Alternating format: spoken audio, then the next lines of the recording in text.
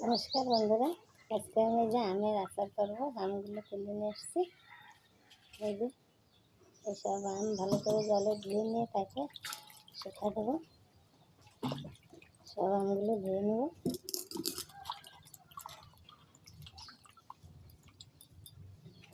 আমগুলো ধুয়ে গামছা দিয়ে খুব সুন্দর করে জলটা মুছে নিতে হবে।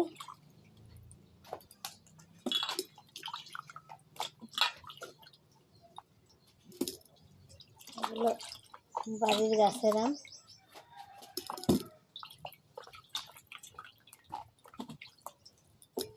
সব আমগুলো ধুয়ে নিছি। এবার আমগুলো সব বসিয়ে নিতে হবে। আস্তে করে সব মুছে নেব। জল থাকলে হবে না, একটা সুতির যে কোনো কাপড় দিয়ে খুব সুন্দর করে মুছে নিতে হবে।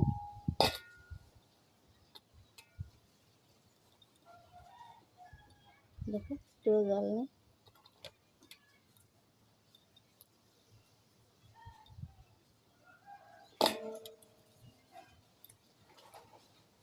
এবার জলগুলো মুছে তারপরে আমরা কাটবো।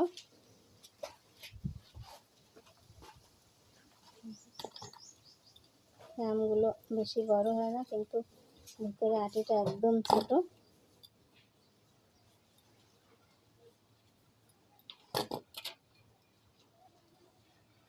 সব আম মুছে নেওয়া হয়ে গেছে। থালটাও খুব সুন্দরভাবে মুছে নেব। জল থাকলে আচারটা নষ্ট হয়ে যাওয়ার ভয় থাকে। থালও সুন্দর করে মুছে নিচ্ছে। এখন আমি আমগুলো কাটে নেব। বটি দিয়ে সব আমগুলো কাটে নেব। আমের আটি বসে গেছে। আমের আটি বসে গেছে। আর আমের আটি বসে গেলে আচার খুব সুন্দর হয়।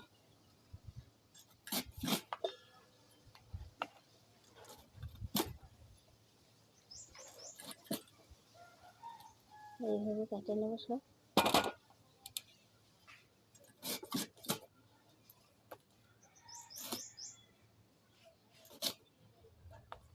আমটা খুব সুন্দর দেখো।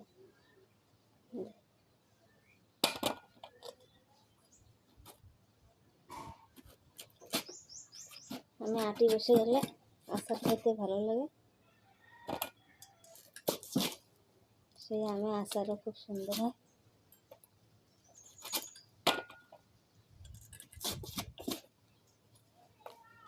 এখন কাটতে কাটতে লোভ লেগে যাচ্ছে, কি সুন্দর টক ঘেরান আসতেছে।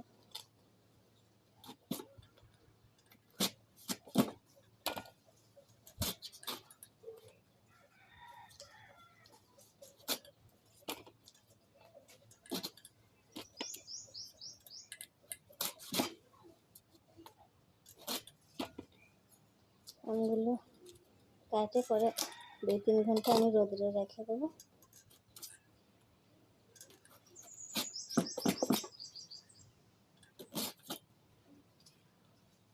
আটি বসে গেলে আমগুলো কাটতে একটু কষ্ট হয়, মানে প্রচণ্ড শক্ত।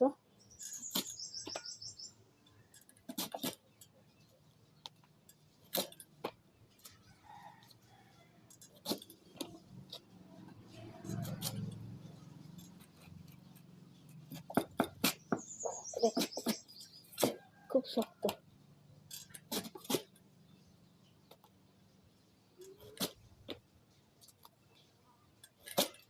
সব আমগুলো কাটে নিয়ে ফিরে আসবো। দেখো বন্ধুরা, এই যে সব আম কাটা হয়েছে। চলো রোদে শুকা দিয়ে দেবো। 2-3 ঘন্টা শুকানোর পরে তারপরে আচার তৈরি করবো। এখানে চালের উপরে দিয়ে দেবো, শুকাক। তারপরে শুকা দিছি, তারপরে আচার করবো 2-3 ঘন্টা পরে। এই যে আমগুলো আমি রোদ্রে নিয়ে চলে আসছি। এই দেখো খুব সুন্দর শুকাইছে। এটা 3 থেকে 4 ঘন্টা রোদ্রে ছিল। এই দেখো এরকম শুকাইছে আমগুলো। এই যে প্রত্যেকটা আম এই একইভাবে শুকিয়ে নিয়েছি। এই যে, আর এদিকে দেখো এই যে কাঁচের বয়াম লাগবে। এদিকে আমি আচার করার জন্য হলুদ গুঁড়ো, লঙ্কা গুঁড়ো, এখানে গোটা লঙ্কা, ধনে, জিরে, এখানে আছে মেথি, এই যে নুন, সর্ষে, জিরে, এদিকে সরষের তেল তো অবশ্যই লাগবে, আর এখানে আছে যে ভিনিগার, অল্প একটু ভিনিগার দিতে হবে, তাহলে আচারটা নষ্ট হয় না। শুকনো খোলায় আমি সব কিছু ভেজে নেব। এখানে কড়াই বসাই দিছি, কড়াই গরম হয়ে গেছে। ধনে লঙ্কা দিয়ে দিলাম, সাথে জিরে, এখানে আছে পানমৌরি, একটু ভাজা দিয়ে নেব। মশলাটা আমি পুরো মিহি করে গুঁড়ো করব না, একটু গোটা গোটা থাকবে, তাহলে খাইতে ভালো লাগবে।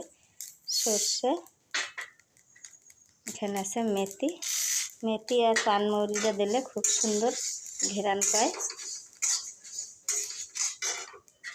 এদিকে আমি থালাটা খালি করে নিই। খুব সুন্দর একটা ঘেরান রয়েছে মশলা ভাজার।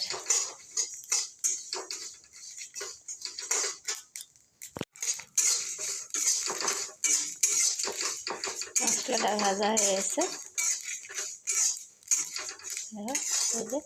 এইভাবে ভেজে নিতে হবে সব। মশলাটা নামায়ে গুঁড়ো করে নিতে হবে। খুব সুন্দর ভাজা হয়ে গেছে। কড়াইটা আবার বসাই দিছি তেল গরম করার জন্য। দেখো মশলা খুব সুন্দরভাবে ভাজা হয়ে গেছে, খুব ঘ্রাণ করছে, এত সুন্দর ঘ্রাণ লাগতেছে। এদিকে আমি কড়াইটা বসাই দিয়ে আবার তেল গরম করতে দিয়ে দিলাম। তো আচার একটু তেল বেশি লাগে, নাহলে আচারটা নষ্ট হয়ে যায়। তেলের মধ্যে ডুবে থাকলে আচার খুব সুন্দর থাকে। তেল গরম করে নেব। চলো মশলা গুঁড়ো করে নিয়ে আসবো। দেখো বন্ধুরা, এই যে মশলাটা ভাবছিলাম মিক্সিতে গুঁড়ো করবো, কিন্তু কারেন্টটা চলে গেছে। এখন পাটাপাটি গুঁড়ো করে নেবো।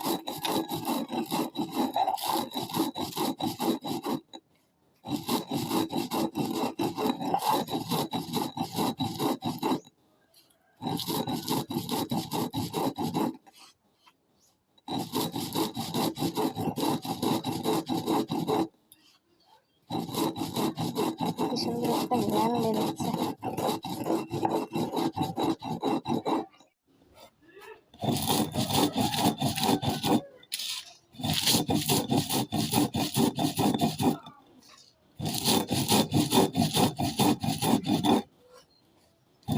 মশলাটা করে নিয়ে ফিরে আসবো। দেখো বন্ধুরা, এই যে মশলাগুলো পাটাকুটে গুঁড়ো করে নিয়েছি। এই আমের মধ্যে মশলাগুলো সব দিয়ে দেবো।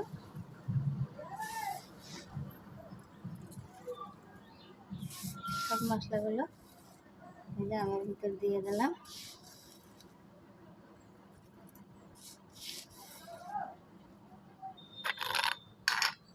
দেবো লঙ্কা গুঁড়ো,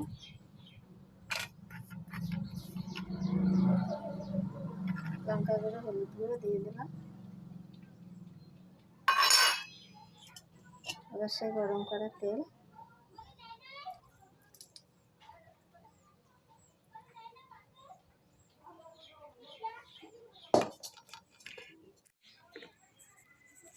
স্বাদ মতো লবণ,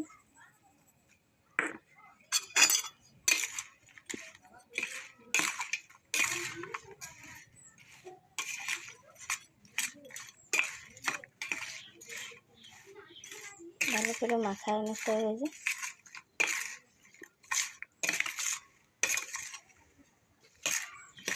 এই কাঁচের বয়ামে ভরে শুকা দিলে আচার তৈরি হয়ে যাবে। আচার কোনোদিন নষ্ট হবে না, মাঝে মাঝে শুকা দিলে 1 বছর আরামসে খাইতে পারবেন। তৈরি হয়ে গেছে, বয়ামে ভরে দেবো।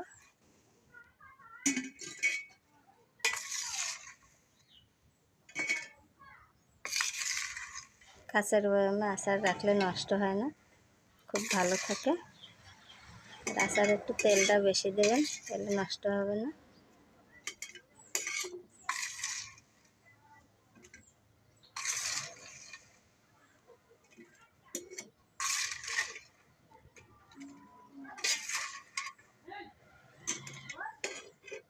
এটা করে গেলে যে মশলা রয়েছে বন্ধুরা, এই মশলার ভিতরে আমি অল্প একটু ভিনেগার দিয়ে মাখায়ে আমার উপর থেকে দিয়ে দেবো।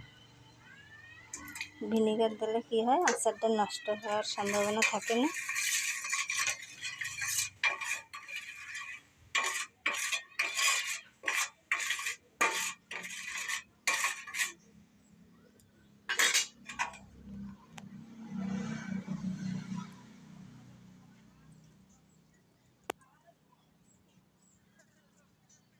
থালটা কাছে সব মশলা দিয়ে দেবো ভিতরে।